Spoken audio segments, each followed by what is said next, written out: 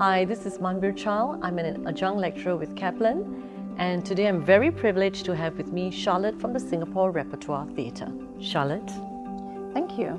So I'm Charlotte Norse. I'm the Managing Director of Singapore Repertoire Theatre, or SRT as we're known. So we are a charity, we're a non-profit charity, and one of the largest producers and presenters of theatre and educational programs in Singapore. You know, Charlotte, it's been quite a year, from last year anyways, and a lot of us have gone through a paradigm shift in terms of our skill sets and requirements. For example, in the classroom, we've obviously migrated from being in the classroom to being online, and students have also learned to adapt to the new norm. At Kaplan, what we do have are employability services, so we ingrain our students with not just what we teach from the textbook, but we get them industry ready, we teach them the skill set so that it's a nice, seamless transition into the workplace. For you, Charlotte, in the arts industry, what has been the greatest challenge?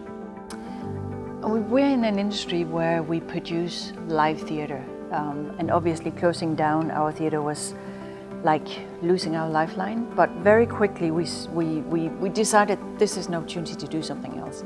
So 2 years of planning of seasons out the window. What else can we do? How can we keep doing what we do? And at the core of what we do, it's about storytelling. It's about telling stories that matters. And we quickly jumped online in different formats. We did so many different things, learned from Zoom holiday camps for 4-year-olds to producing a movie. We did so many different things. Some worked better than others, but that was the opportunity we had to play with technology to rethink how we work. Also starting to work from home as opposed to being in the office. We went through that whole emotional journey of learning and jumping on the opportunities to do something different. Let's take a minute and think about the ecology of this whole theatre production. You've got your producers, you've got your employees, you've got freelancers, you've got writers. How has that entire paradigm shift where we are today, how has that shifted the connection or the connectivity between all these players producing art? I think our full-time team certainly have been very, very grateful for the fact that they are fully employed, and we could, with certainty say to our team, we have your back, you can remain employed, and we will make sure that salaries are paid. So the freelancers, of course, didn't quite have that luxury, which is why it was very important for us to quickly get online and do stuff online. So the online camps, the content that we created, starting rehearsing for when we could go back live again quickly. So I think it has shown us how vulnerable our ecosystem is in the arts, because without the freelancers, we can't produce.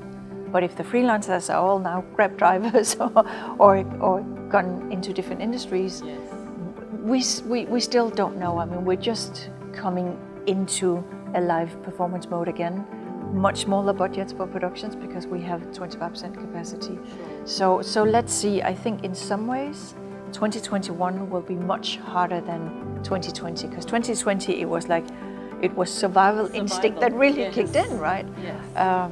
And we see a fatigueness in I can't do any more Zoom meetings, and so we see a fatigueness in many different ways.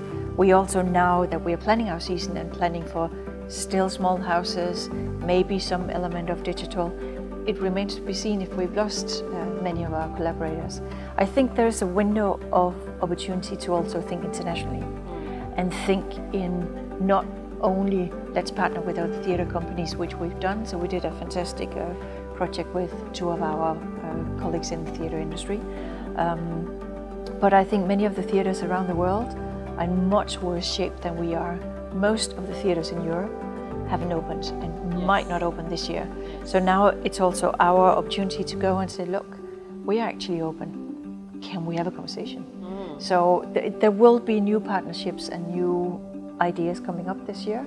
And we just have to keep up the spirits and keep up the faith that we will be back in some form. We can find new business models that work. We can find new partnerships. So it's hard, but it's also exciting. And I think that's what we need to, that's the energy that we need to focus on, and not how hard it is, because we know it is. A lot of our students have had to adapt Students who've been used to that physical contact, having the lecturer walk around. And at Kaplan, what we do is we interact with our students a lot, because it's not just delivering the content, it's having that classroom experience and the guidance from the lecturer. And I think the buzzword of technology is so important today. Everybody's thinking, breathing, eating, sleeping technology.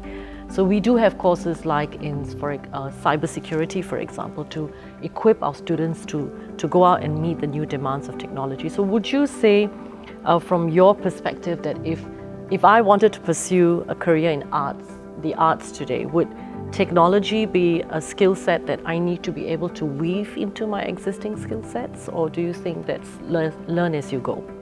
No, I think definitely, because now it's where we are now. I think it will only be more and more important on and off stage. So I think as arts administrators and the way that we produce, absolutely. I mean, again, now we're having all these meetings with our designers in London, New York, South Africa, wherever. We don't have to be in the room. We've learned to make the best out of that. The way we produce, I would love to see us do more technology on stage. I mean, the sets and the way that we, can you imagine having a children's play with a hologram? So Red Riding Hood and the wolf all of a sudden is a hologram, and I think that becomes so for the creative part of it, I think absolutely technology will be a big part of it.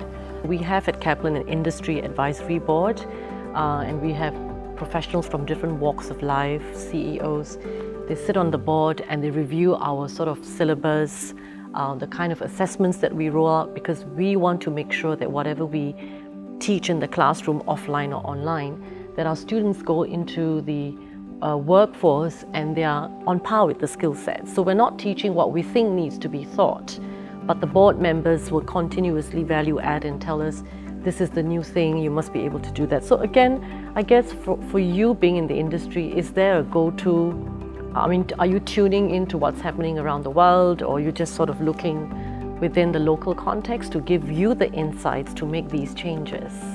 Oh, I think we take inspiration from everywhere, whether it's the industry internationally, whether it's people like yourselves. How do you connect with your students and your stakeholders?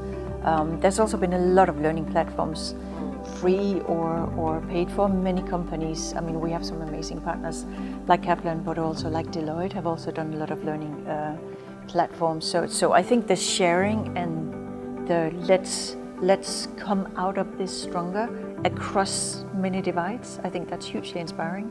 So no, we absolutely stealing ideas and getting inspiration from wherever we can. And at the end of the day, we are a charity, we are a theatre production house, but we also employers. I mean, we have 25, 30 full-time employees, but we hire up to 300 people a year. I gotta make sure I can pay their salaries. So we do think as entrepreneurs, or like a small SME. So absolutely, we take the best from the different industries, and then we find our way and our personality. That's great.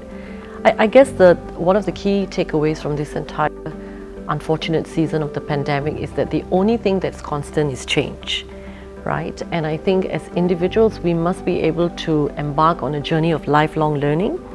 So for example, back at Kaplan, we have like 500 over courses. We've got professional training courses. And the whole idea is to get, whether you're a young person in your mid-20s, 30s, 40s, or even in your 50s, to appreciate that you can always learn and reinvent yourself so that you fit the market and the market needs. So what would your advice be to a graduate, say in the next 6 months, coming into the industry? What's the first priority for this person?